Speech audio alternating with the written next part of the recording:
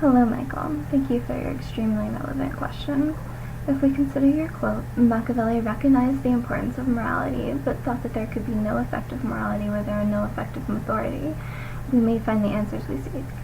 First, we have to ask ourselves what would make our authority more moral. It would be more morally effective to have a government that were also affected by their actions. In Politics Among Nations, Morgenthau speaks of putting ourselves in the shoes of the statesmen, who we assume acts rationally, and then to consider what their choice might be between current alternatives, free from motives. That isn't the case in America. Congress is highly motivated by election cycles and lobbyists. Congress shouldn't be receiving pay during a government shutdown. A shutdown in general is a sign that our executive and legislative branches have failed. When you fail to perform your duties at work, there are punishments.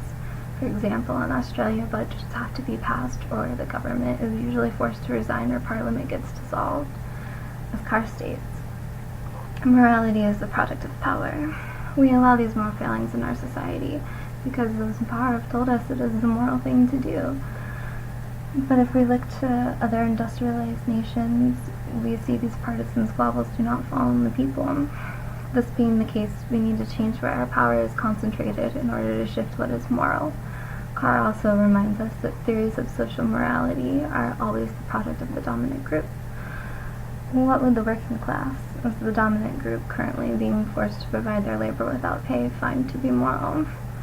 If we are to believe Carr, shifting the power to the working class would create a more moral system in which the government would be forced to come to an agreement or lose their position, as they would no longer be representing that dominant class.